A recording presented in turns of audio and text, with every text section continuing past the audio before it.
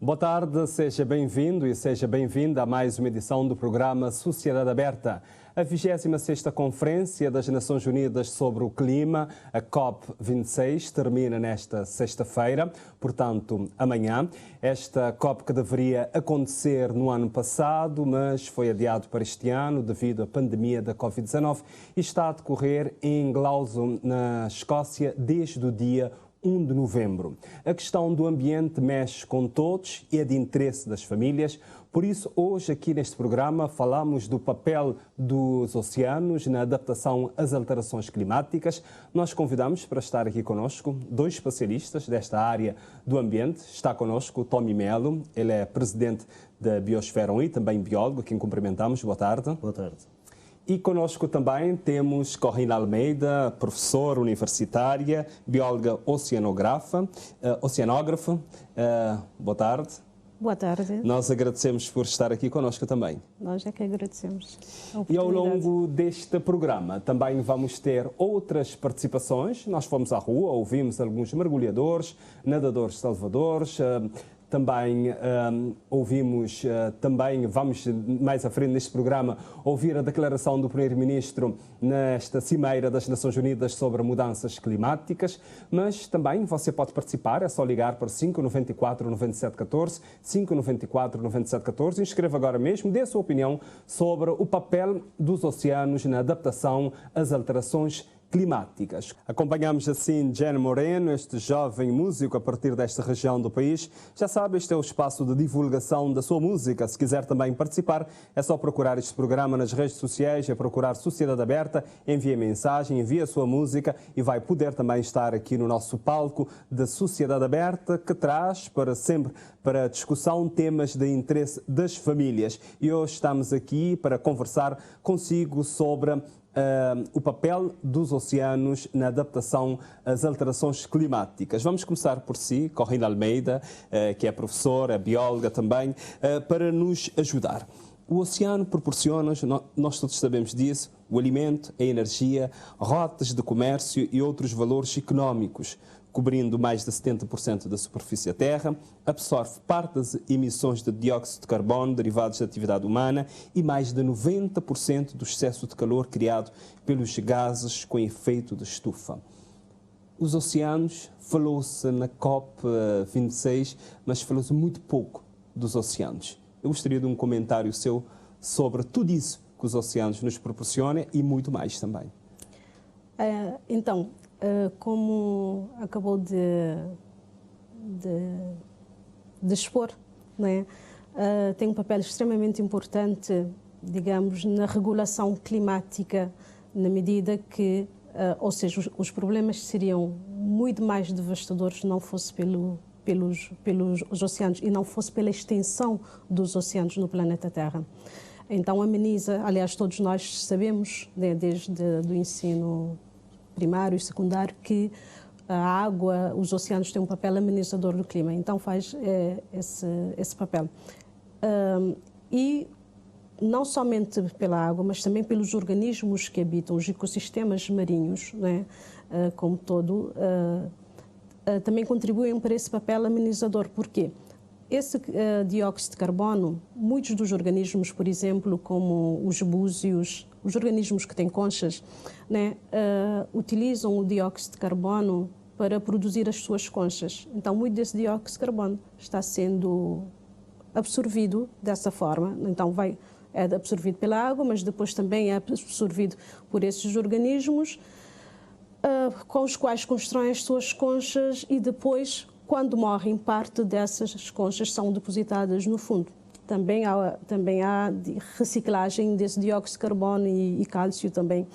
Mas, de qualquer modo, então, como pode ver, então, tem um papel que nós chamamos de bomba de dióxido de carbono, porque boa parte do dióxido de carbono vai ser bombeado para o fundo.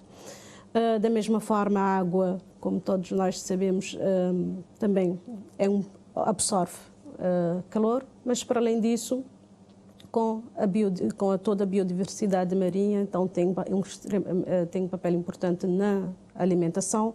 Então, na verdade, os oceanos constituem o que se tem falado, talvez nem tanto, mas como a nossa próxima fronteira de exploração, porque nós não temos explorado, particularmente em Cabo Verde, mas de uma forma geral há muita coisa ainda por conhecer nos oceanos. O que se conhece dos fundos marinhos, da sua riqueza, de potenciais, por exemplo, princípios ativos que poderiam ser utilizados em tratamentos de diversas doenças, se conhece muitíssimo pouco a nível dos oceanos. O que se tem feito a nível terrestre não se compara de nada com o pouco que se tem feito nos oceanos. Então, tem uma grande potencialidade lá em termos de serviços, né? Alimentação, na indústria, diversos, na mineração também.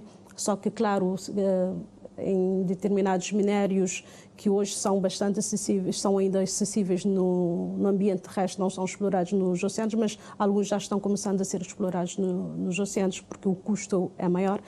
Mas então há uma vasta gama de serviços que nós podemos ainda extrair dos oceanos. E Cabo Verde, por ser um país com 99% ser mar, é algo que é necessário prestar mais atenção aos oceanos. Aos oceanos, exatamente. Há uma necessidade de facto, termos políticas que extravasam somente as cartas, as recomendações, os documentos, mas com ações práticas, desde em termos de formação.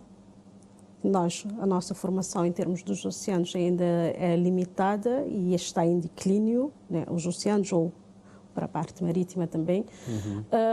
Então, há necessidade de mais formação. Por exemplo, há vários técnicos, eu tenho chamado a atenção várias vezes, não é inaceitável que em Cabo Verde você não tenha um único oceanógrafo físico em atividade, oceanógrafos químicos, geológicos. Nós temos vários oceanógrafos, ou temos alguns oceanógrafos, não vários, mas temos alguns, geralmente na área biológica. Ainda há dias eu soube de alguém que fazia oceanografia. Eu perguntei, mas que área você vai especializar? Oceanografia biológica. Eu disse, por favor, meu Deus, vai para a área física, porque temos falta. Por exemplo, você faz construções diariamente e a área física é que estuda as correntes, as ondas. Então, porque o seguinte, e são feitos vários estudos de impacto ambiental, às vezes há necessidade, aliás, quando esses estudos são feitos com maior profundidade, há necessidade de recorrer externamente para que se possa. Vamos ouvir o Tommy Melo também, enquanto presidente da Biosfera 1, sobre também o que eu disse no início, é essa questão dos oceanos, o que é que nos proporciona e os oceanos não ter um grande destaque nesses dias. Teve um dia dedicado aos oceanos, foi na sexta-feira passada, na COP26.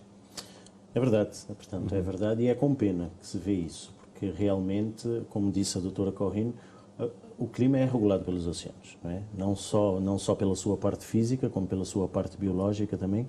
Hoje em dia temos um termo que já é um termo que já se usa recorrentemente, que é o carbono azul, não é? Que nada mais é do serviço que é prestado por vários ecossistemas marinhos e costeiros, que realmente esse carbono é aprisionado. E hoje em dia o carbono, né, o dióxido de carbono, é aprisionado por esses ecossistemas. Nomeadamente temos prados submarinos, temos zonas de mangais, zonas de estuário, zonas de proliferação de algas e que realmente aprisionam e fazem esse serviço ecossistémico, que é um serviço que hoje em dia já se sabe que é muito maior até do que as florestas tropicais. Portanto, antigamente pensava-se que as florestas tropicais eram os maiores aprisionadores de dióxido de carbono. Hoje em dia já sabe-se que não, que são mesmo os oceanos, são ecossistemas oceânicos. E, portanto, isso revela a grande importância realmente que deveríamos ter na gestão dos oceanos na vertente das preocupações climáticas que temos hoje em dia. Eu gostaria de saber, a nível local e também mundialmente, que necessidades temos de adaptar os oceanos às alterações climáticas. Primeiro o Tommy, depois também, logo a seguir, pode tomar a palavra a Corrine. Eu acho que os oceanos nós não conseguimos adaptá-los, não é? Portanto, nós é que temos que nos adaptar a ele e realmente a influência que ele poderá ter sobre nós, a influência que poderá ser positiva ou negativa, mediante aquilo que fizermos de bem ou de mal, e conforme utilizamos esse oceano e os seus bens, por bem ou por mal, não é? E, portanto, eu acho que nós, cabo-verdianos, como ilhéus, a nossa força realmente reside em nos adaptarmos tendo em conta a visão dos oceanos, não é? E isso isso é transversal a tudo. Isso passa não só pela educação, pela sensibilização, pelo uso que fazemos desses recursos, ou seja, pela própria gestão que fazemos desses recursos. E, portanto, é um setor que eu acho que em Cabo Verde deveria ser primordial, não só nos dias em que vivemos, portanto, dias de possivelmente alterações climáticas que vão trazer coisas que podem afetar-nos diretamente e que já vêm afetando, não é? Vemos cada vez mais tempestades, cada vez mais mau tempo, secas prolongadas, e que realmente Cabo Verde deveria estar a focar-se muito na sua gestão desse espaço marinho que, como já se vem falando, é 99%. Há alguma medição em termos para sabermos como é que estamos em termos de nível do mar, se já está a aumentar, se estamos a perder algum pedaço de algum território? Temos isso? Vocês que são especialistas.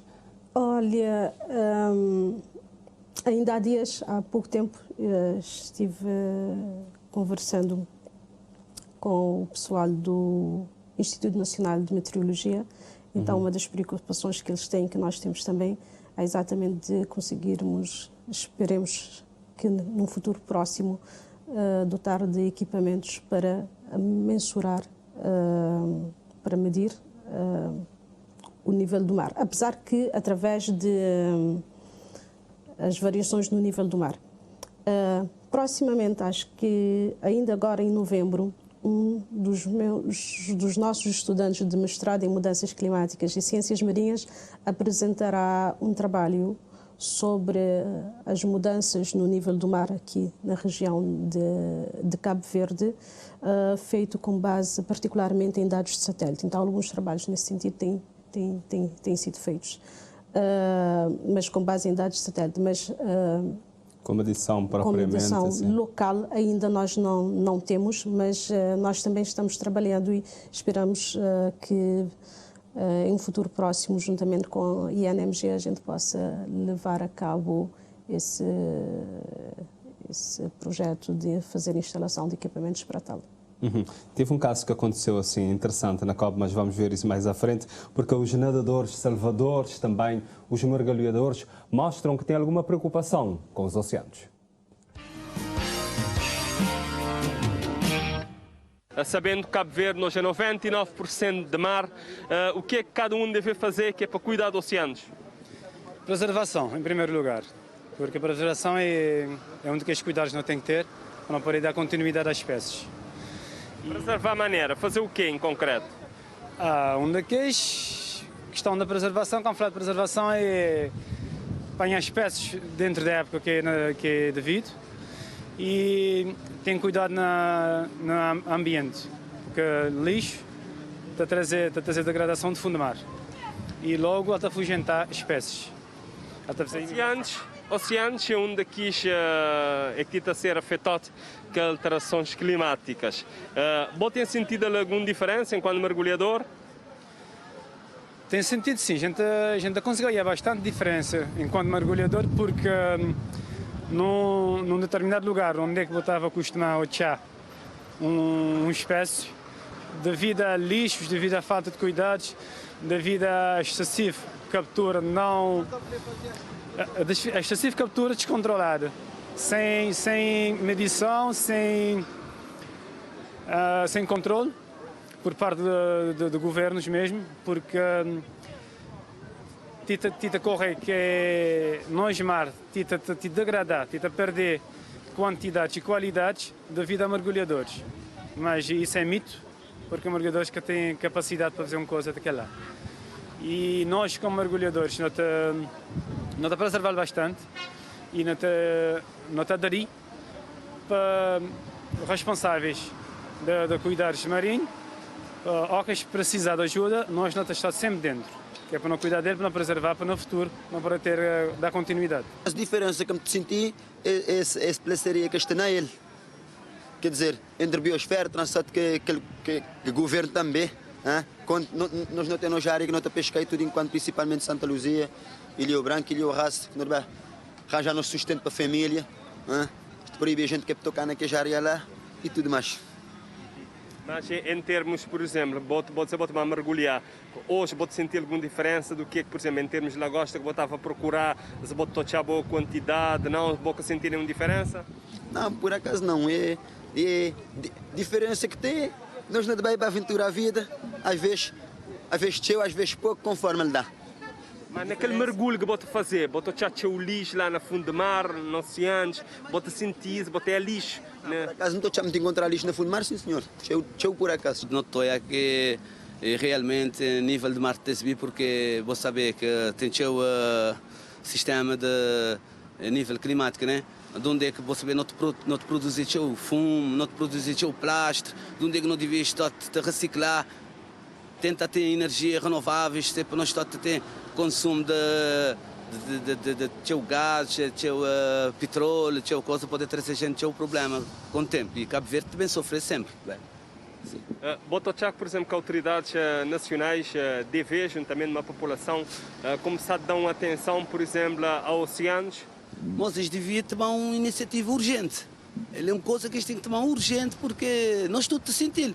Cabo Verde já tem uma data de ano que tem chuva, nível de mar de Tesbi, é seca, tem um lugar no mundo onde é que já a boca é rio está seca, agora tem tempestades, mais está a criar mais lume no lugar. Você vê que destruir nós tudo, se acabar com nós tudo. Não devia tentar tomar uma iniciativa mais rápida possível. Lá na Lejinhas, para um país onde é que pessoas têm plástico, onde é que toda gente tem plástico, aí lá sempre ir levar aquela coisa lá, que toda gente tem que garrafas de plástico de camba lá. É aquele que não mexe, não mexe, limpa mar, não que mar, não te comer na ele. Nem não te beber aquela água, mas não te comer naqueles peixes, e que os peixes não têm que comer uns peixes saudáveis, enquanto tem aqueles peixes infectados. Tudo enquanto está bem acabado nessa terra, senão que tomar iniciativa. Faça como esses cidadãos e junta-se a nós. É só ligar para 594 9714. Dê a sua opinião sobre o papel dos oceanos na adaptação às alterações climáticas. Lembramos que este programa também é transmitido através das redes sociais, principalmente do Facebook. É só procurar Sociedade Aberta no Facebook da RTC. Vai agora mesmo assistir este programa em direto. Tommy Melo, nós acompanhamos aqui alguns cidadãos, mergulhadores, o nadador Salvador, e lá teve um que apontou o dedo diretamente à Biosfera 1, um nadador Salvador, ou melhor, um mergulhador. Um mergulhador.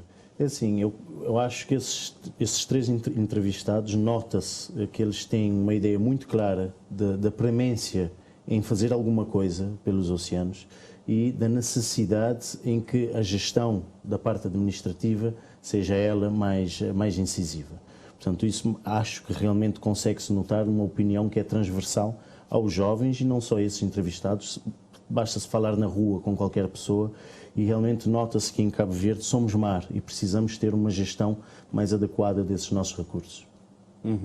E sobre a questão de mergulhar, o mergulhador diz que vão ali àquela zona da Santa Luzia e ele deixou no ar algum impedimento. Isto creio que é na sequência do que aconteceu no ano passado. Pode ser, porque realmente é o que ele diz, ele quer colocar a comida no prato. Só que existem ferramentas de gestão e ferramentas de gestão que transformaram a reserva de Santa Luzia, Ilha Branca e Ilha Raso em reserva. Não é uma reserva que já está implementada, lá está, é preciso que a gestão se faça. Portanto, é uma reserva que nesse momento só está no papel. É preciso ainda se delimitar, fazer um limite físico que ainda não existe, não foi aprovado, um plano de gestão que ainda não existe e que ainda não foi aprovado, e por isso, e por essas e por outras, que ainda existe um conflito entre utilizadores. Não é? Mas se foi escolhido no passado e continua a ser escolhido por cientistas agora, no momento, e que é indicativo de que é uma zona que necessita ser preservada e que necessita ter um modelo de gestão adequado, eu penso que deve-se seguir em frente. E Corrêa Almeida, sobre o que disseram esses cidadãos?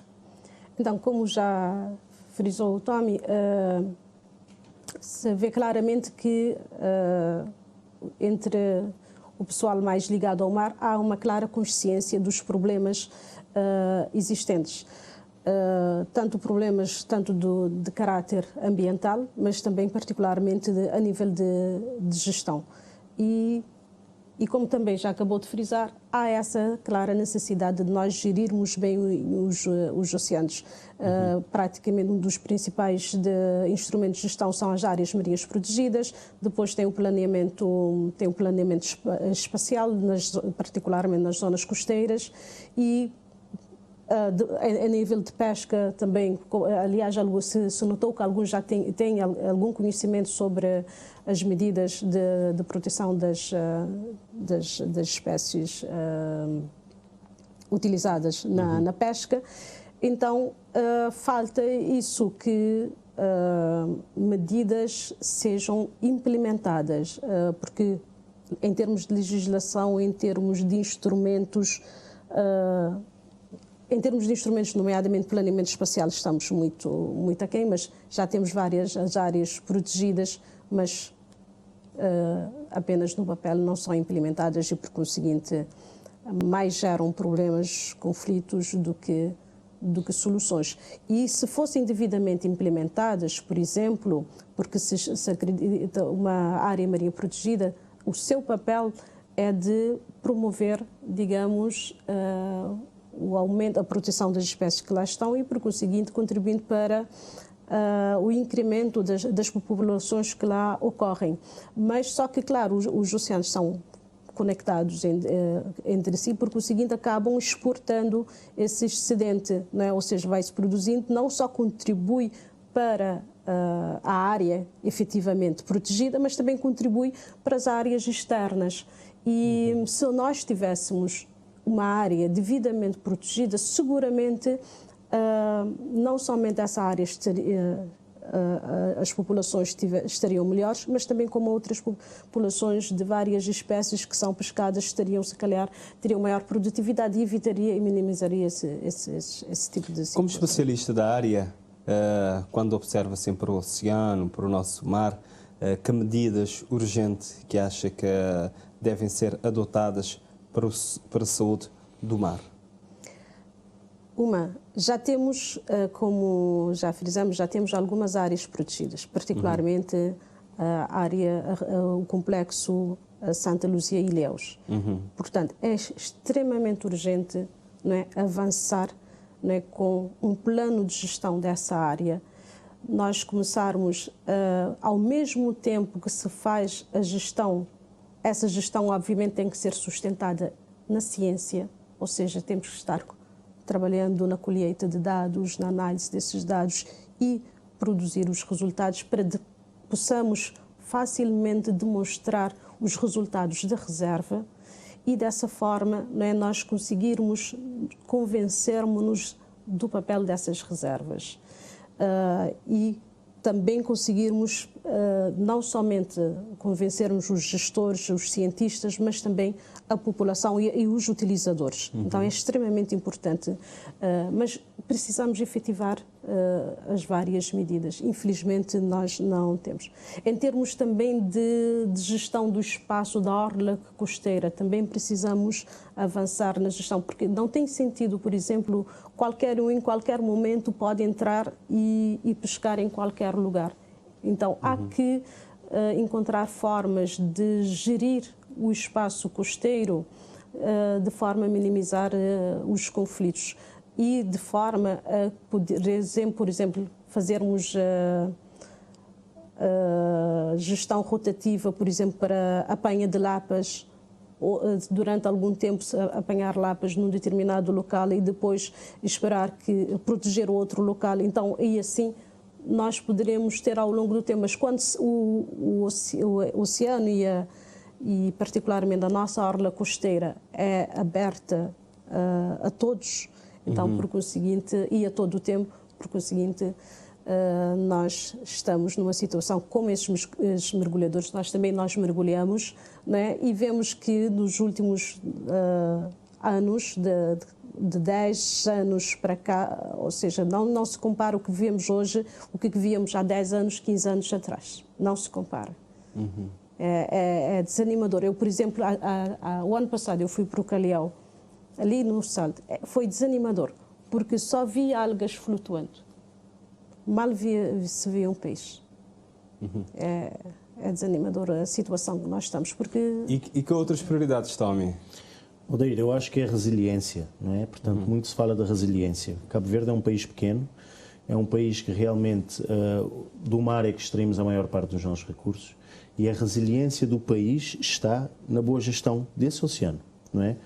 Muita gente não entende o que é esse termo resiliência, portanto é um termo que foi emprestado da física, não é? É mais ou menos fazer, ou seja, temos que aguentar o tranco e voltar ao estado normal novamente, não é? E para termos essa capacidade temos que ter reservatórios de vida, não é? Que nos satisfaçam a nível alimentar, a nível económico, a nível de comércio, e esses reservatórios aqui em Cabo Verde estão no mar.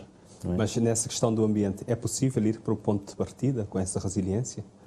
Do ponto de partida, eu acho que é um bocado difícil, mas conseguiríamos atingir um equilíbrio, e nesse momento estamos em total desequilíbrio, não é? Estamos a perder muito mais do que aquilo que estamos a conseguir conservar. Eu tento sempre explicar as áreas marinhas protegidas é que nem um supermercado, não é? Para as pessoas poderem entender. O supermercado se vai se tirando da prateleira e não temos um armazém para reposição, as prateleiras vão acabar ficando vazias. E as áreas marinhas protegidas são esse armazém. Não é? Se Cabo Verde não tiver os seus armazéns, as prateleiras vão esvaziar-se e não vamos ter onde buscar mais. Portanto, e isso é que faz com que um país seja resiliente, é ter reservatórios de recurso. E o nosso recurso, como está no mar, o nosso reservatório também está no mar. E é aí que temos que concentrar os nossos esforços. Aconteceu uma coisa assim interessante durante esta cimeira do clima das Nações Unidas que está a acontecer na Escócia. O naturalista britânico David Attenborough, no caso eu estiver a pronunciar o apelido errado, você me corrija, apelou aos líderes mundiais reunidos nesta cimeira para trabalharem juntos para salvarem o planeta do aquecimento. Ele é muito conhecido por apresentar vários documentários a nível mundial. Para quem acompanha a questão do ambiente, já viu ele várias vezes. Ele fez um discurso assim muito incisivo, foi muito forte naquele fim de semana, tive a oportunidade de acompanhar esse discurso dele. Ele pediu isso para se juntarem.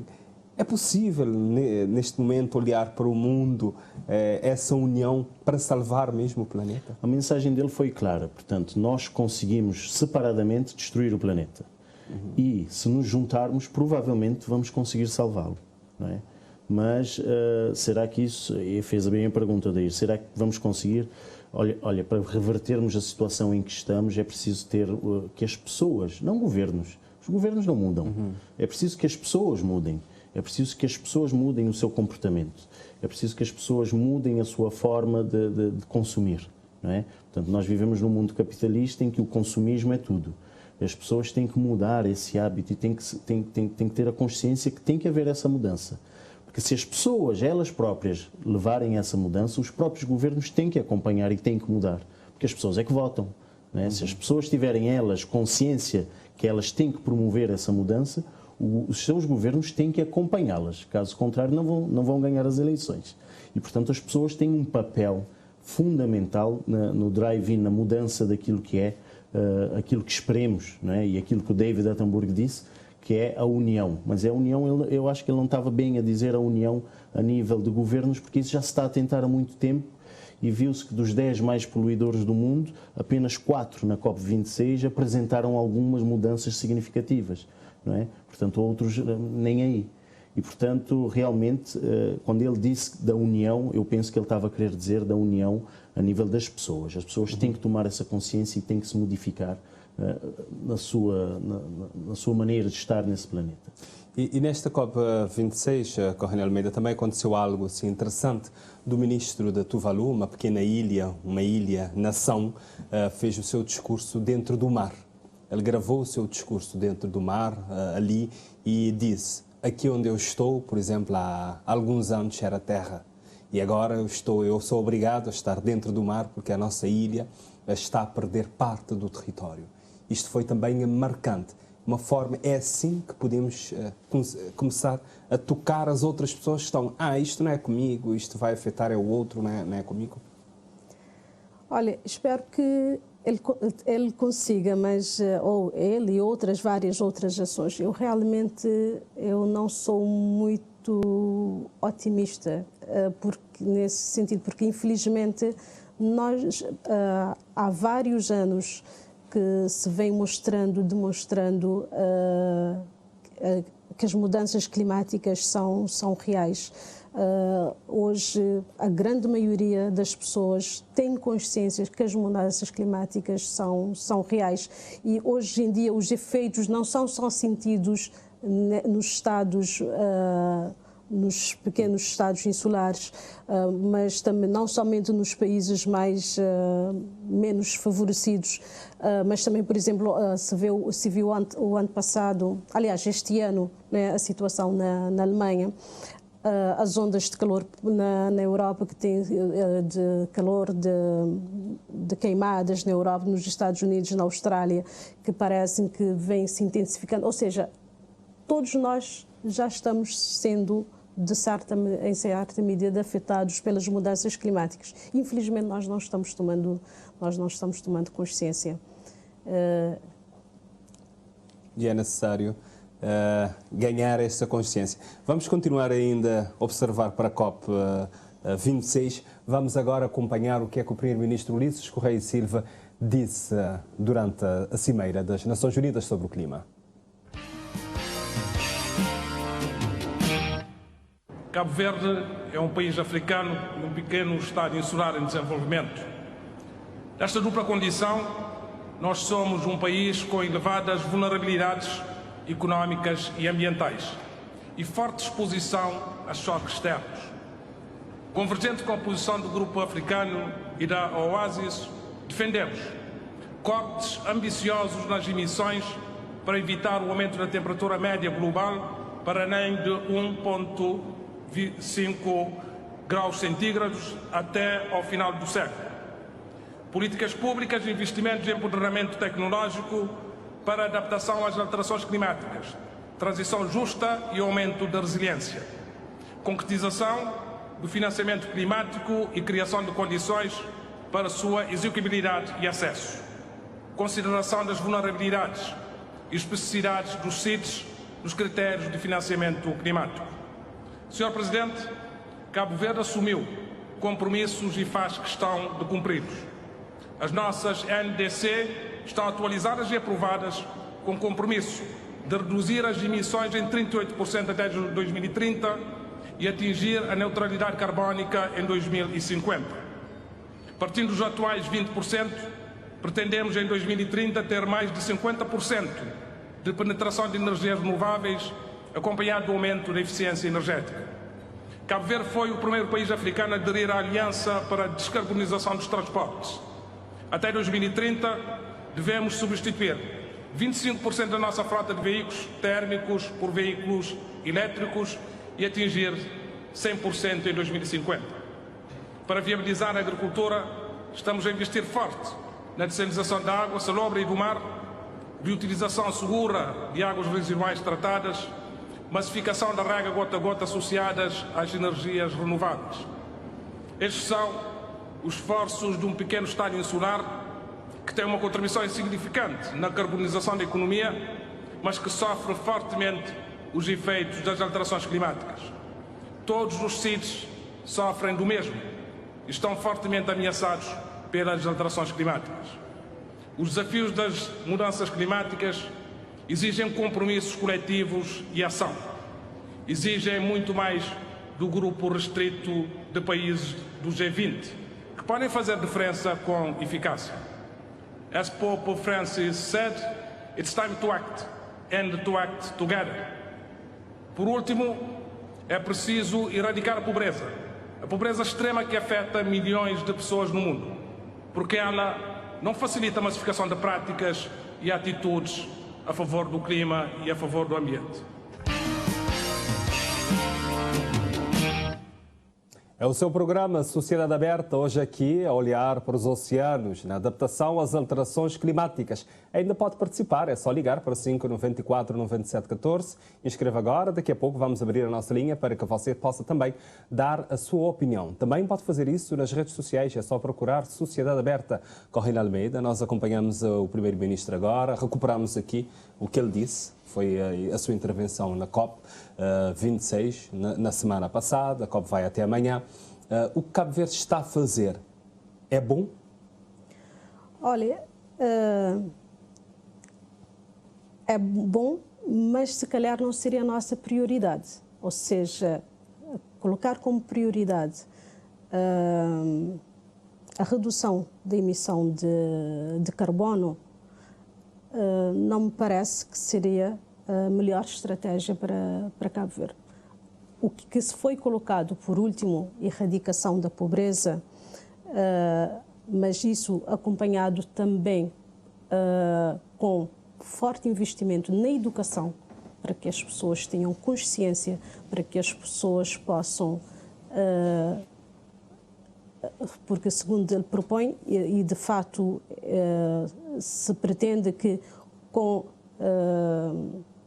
a erradicação da pobreza se possam, por exemplo, minimizar algumas práticas que contribuem para a degradação do ambiente, mas também pode-se também criar outras práticas, né, como o Tommy referiu há pouco, né, o consumismo, para que também poderá contribuir de novo para o ambiente. Então, somente a Qual é que erradicação... deveria ser ou deve ser a prioridade do país? Erradicação da pobreza, mas concomitantemente, por exemplo, com um bom investimento na educação. Investimento na educação para que as pessoas sejam conscientes, né? E essa consciência está faltando nas várias práticas, mas nesse caso nas boas práticas ambientais. Então, do meu ponto de vista, essa deveria ser o nosso caminho.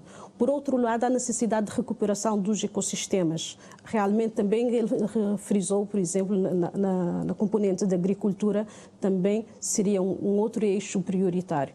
Tanto a nível de recuperação dos ecossistemas terrestres, através de boas práticas agrícolas, particularmente a agricultura agroecologia, agroecológica, mas também a nível dos oceanos, a nível das zonas costeiras, por exemplo, nós não temos nenhuma prática tradicional de aquacultura, de cultivo, nós não temos nenhuma prática por exemplo, de recuperação de ecossistemas ou de recuperação de estoques pesqueiros, por exemplo, que poderiam ser feitos através de recifes. E então esses seriam, a meu ver, os eixos principais, questão da recuperação dos ecossistemas, né, e questão de educação desde o nível primário até o nível superior, com foco também na área marinha. Tommy Melo, acompanhei com muita atenção o que disse o Primeiro-Ministro durante o seu discurso, agora aqui também. Ele disse algo que tem a ver, por exemplo, Cabo Verde aposta no transporte elétrico, nos carros movidos a eletricidade, mas para nós em Cabo Verde, ainda para nós termos eletricidade, precisamos de ir às energias fósseis, precisamos do combustível para produzir eletricidade. Temos vento, temos sol, mas isso ainda temos muito pouco a sua penetração dentro da produção da energia elétrica. Como é que estamos nisso? Eu gostaria que você ajudasse-nos talvez a perceber isso, se é o melhor caminho ou o caminho poderia ser apostar na produção de energia elétrica através das energias renováveis, do sol, do vento e de outras, das ondas do mar também, mesmo produção da água desalinizada a partir da energia das ondas do mar e depois, sim, porque este carro que vai alimentar de eletricidade, esta eletricidade é produzida com energia fóssil. Sim, Odair, tens razão. E olha, antes de mais concordo em grau, número e género que disse a doutora Corrine. E sim, é verdade, quer dizer, apostar nas energias renováveis é sempre uma boa aposta, em qualquer altura. Hoje, há 100 anos atrás, ainda não, quase que não existia, é sempre uma boa aposta. Agora, realmente, é preciso ter uma sequência lógica de acontecimentos, não é? E aqui, como o Odair disse muito bem, apostar em carros elétricos antes de termos realmente alguma capacidade de eletrificar, de carregar as baterias dessa viatura com energia renovável e se antes vamos a utilizar energia fóssil para isso, portanto, eu acho que não vemos aqui muito ganho. Eu acho que Cabo Verde realmente deveria apostar, como disse aqui a doutora Corrine, nesses eixos, não é? Reabilitação dos ecossistemas, educação ambiental. Tem ainda um eixo que eu acho muito importante, que é a integração. Porque as nossas comunidades costeiras não estão integradas no seu ambiente, não é? Muito se fala da economia azul e etc. Está-se a dar uma hipótese para essas pessoas? É o que disse há bocado o senhor mergulhador, não é? Está-se a dar uma hipótese a essas pessoas ou estão apenas a proibi-las? Não é? É preciso criar formas para integrar essas comunidades costeiras dentro daquilo que nós achamos que realmente é necessário para que tenhamos um desenvolvimento sustentável. Não é? Portanto, a economia azul, fala-se muito nisso, mas é preciso pôr em prática. É preciso realmente integrar essa comunidade costeira dentro da economia azul. Não é? E é preciso dar passos mais fortes, porque já se está a falar disso há muitos anos. E é preciso realmente colocar a mão na massa e começar a agir na prática. Não é? Cortar emissões em Cabo Verde, ora bem, Cabo Verde, qual é o seu papel, qual é o seu impacto a nível de emissões comparado com o resto do planeta? Pouco. Mas Cabo Verde está entre os 10 hotspots mundiais de biodiversidade marinha. Portanto, eu acho que nós devíamos apostar onde conseguimos realmente fazer a diferença e não gastar recursos e técnicos em áreas que realmente o impacto não será assim de grande escala. Agora que falou aqui da questão da economia azul, gostaria que explicasse o carbono azul e também qual é o seu papel. Portanto, carbono azul é o carbono que é o nome que se dá ao carbono que é se tornar refém dos ecossistemas oceânicos ou costeiros, não é? Portanto, esse carbono que é aprisionado pelos oceanos se chama carbono azul. Não é? Existem alguns ecossistemas que são muito ativos nessa apreensão, nesse rapto do carbono, digamos assim, atmosférico, que são as zonas de mangues. Não é? Temos aqui os nossos vizinhos na África, no Oeste da África, temos a Senegal, temos a Guiné-Bissau, que são muito ricos em mangais, e estou falando de vizinhos próximos, mas existem mangais no mundo inteiro. As zonas dos prados subaquáticos, também são zonas que são muito poderosas a fazer refém o dióxido de carbono. Temos as pradarias de algas que estão espalhadas pelo oceano, portanto, são ecossistemas que realmente têm uma grande capacidade de apreender o dióxido de carbono atmosférico e por isso se chamam de carbono azul, não é? Portanto, estão a capturar e a deixar o planeta respirar. E o seu papel? No seu papel, exatamente. E nós temos um telespectador em linha, o Sr. Luís Gomes, aqui de São Vicente. Boa noite. Boa noite. Gostaríamos de ouvir o seu comentário. Sim, o comentário é simples. Falando de mudança climática. Na conclusão do Ourinho Odair fala relacionado a vento. Não tem vento, não tem mar e não tem... não tem vento e não tem mar. Não tem, o que fazer? E assim não se vende que não tem. Não tem muitos ventoinhos. Por exemplo, dá um exemplo, não tem ventoinhas colocadas em cima de São Vicente, na Ribeira de Vinha, mas nenhum governo tenta pensar em isso, no governo que não tem. Isto bem que está a colocar aquela ventoinha, depois a ventoinha tem falta de manutenção, que tem manutenção, porque isto que está a pensar é ao gastar dinheiro, montar a ventoinha que é bom, uma mudança climática, não vende que não tem a vontade, a ventoinha fica lá a se estragar. Acho que até tem gente por manutenção, que até nenhum técnico de manutenção. Aí não deixa de pensar nas vendas que não tem. Não tem, não nos tem casa. Acho que está a focar nessa. Vamos ao mar. Na mar nunca está muito longe, coloca pela leginha. A época de chuva, mudança climática, na época de chuva, não tem um mar, não tem um cheia também que muito cheia, entrar na leginha, não tem uma enseada de coral que está a ser destruído. O próprio Ministério do Mar, a nada lá já é que está a ser destruído. No Ministério do Mar que está a fazer nada para proteger aquilo lá. Não tive a oportunidade de nadar lá, quando quis estou a nadar, quis bicho que morrer na mar, quer dizer, cheia. Quando estou a nadar, vai ter pedra de oca, que está vendo catalista, e juntar o útil ao agradável. Aí o Ministério do Mar está abandonando aquela coisa lá, aquela que é triste, não vai nos tornar bem. Nenhum governo quer proteger essa parte de mudança climática. Por isso, a nota continua sempre afundando aí. Era bom pensar nisso, porque nós temos o de mar e vento. Essa é uma riqueza que nós temos, o mar é a nossa principal riqueza que nós temos, e isto aqui está valorizado isso. É ok, essa é a minha opinião. Está bem, nós agradecemos a participação de Luís Gomes, um telespectador de São Vicente. Um breve comentário, Corrine Almeida, do que disse o Luís Gomes. Algum comentário? Sim, realmente, à semelhança dos nadadores e dos mergulhadores que falaram há pouco. Então, se tem consciência dos problemas e se tem consciência dessa falta digamos, desse abandono a que nós estamos votados em termos de gestão. Isso não em termos legais, de facto se tem feito um bom trabalho em termos de legislação para o ambiente, mas infelizmente em termos de aplicação nós não temos chegado lá. Se calhar também a falta também da parte de cada um de nós, como já foi frisado aqui, de cada um de nós também nos comprometermos, não somente fazendo, mas também exigindo que medidas sejam tomadas. Do que diz o Luís, pronto, terá alguma coisa a dizer? Ou podemos passar para outro ponto? Apenas ressalvar realmente que ele disse algo muito importante. Aqui em Cabo Verde, por recebermos muitas ajudas externas, nós temos por mau hábito não fazer o seguimento e a manutenção daquilo que nos é ofertado.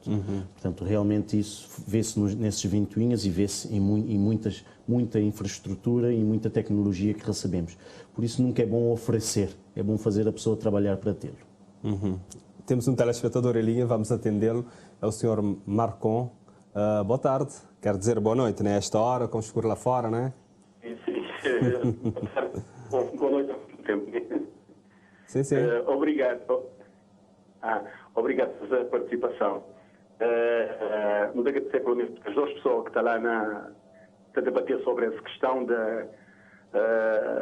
oceanos, né? O papel dos oceanos na adaptação de alterações climáticas. Exatamente, sim. Então, aquela senhora que me perder esse nome, né? Corrina Almeida.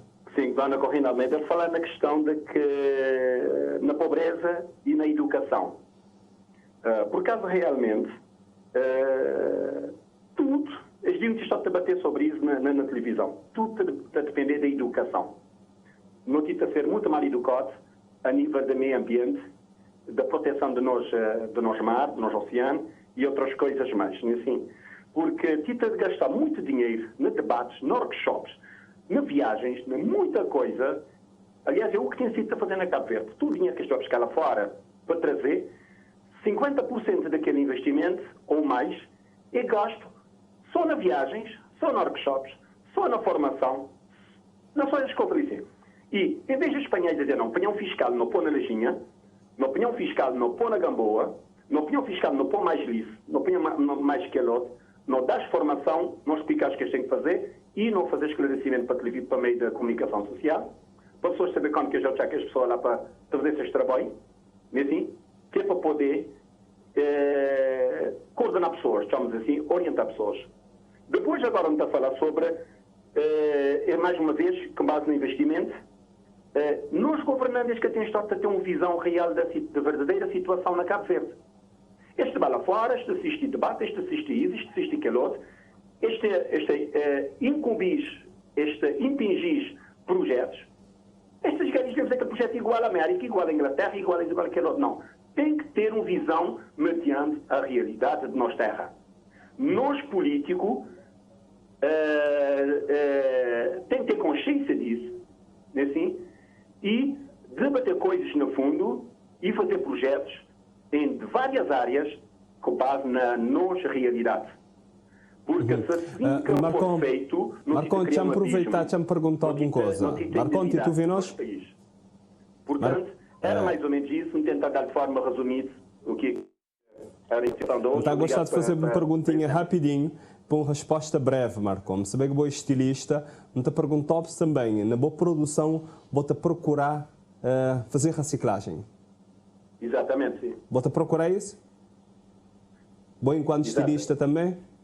Exatamente. Inclusive, desculpa-me de fazer publicidade, né? Um dia para participar na URDI, onde eu contém algumas coisas que está a falar sobre reciclagem. Está bem, então não te agradecer a participação. Muito obrigado. Sim, senhor. Muito obrigado lá pelo programa. Pronto. Nós é que agradecemos a sua participação. O tempo também passa rápido em televisão, mas ainda temos mais 6 minutos. Gostaria de ouvir o vosso comentário, primeiro, correndo sobre o que diz aqui o Marcões, um telespectador assíduo que participa sempre neste programa, em todos os temas praticamente, e também sobre observar qual é que deve ser a estratégia em Cabo Verde para o mar. Eu gostaria de um comentário e logo depois responder a essa questão da estratégia em termos das nossas prioridades. Então, em termos de... primeiro comentário. Primeiro comentário seu, sim. Realmente ele frisou um ponto extremamente importante, um ponto que realmente tem-me chamado a atenção, que é essa questão de... Mas isso não é só uma questão de Cabo Verde. Ainda ontem estive conversando com alguém no âmbito do programa, de um programa que eu trabalho. Muito brevemente será feito um evento e que nesse evento, quer dizer, além de será, digamos, carbono relacionado às várias viagens, todos esses workshops geralmente ou poucas vezes se tem o cuidado, por exemplo, de não ter frascos de plástico. Hoje em dia, com as tecnologias, nós podemos fazer os workshops e outras pessoas participarem a partir do seu telemóvel. Não precisamos estar a fazer viagens. Mas, infelizmente, ele disse algo, né, que em Cabo Verde, nós é que trabalhamos no jornalismo, na cobertura informativa, no mês de novembro e dezembro, o que mais temos é workshops para cobrir. É verdade. Pois é. Sim, sim. E isto, pronto, para concluir o seu raciocínio e para me responder à questão das estratégias nacionais, quais é que devem ser as prioridades para o mar? Então, como já havia referido, em termos de educação, infelizmente nós somos uma sociedade, a educação expandiu muito, cresceu muito, e se tem feito muito investimento na educação, por exemplo, entre quando eu fui estudante e agora eu já na fase adulta, então cresceu muito o nosso sistema educativo, mas agora precisa investir muito em termos de qualidade. Em termos de qualidade, não diria não somente na formação dos professores, também se tem feito um bom trabalho nesse sentido, mas particularmente na forma de nós ensinarmos. Então, para que de fato se possa fazer mudanças reais, particularmente em termos de competências sociais nas crianças, particularmente nessa fase infantil, para que as pessoas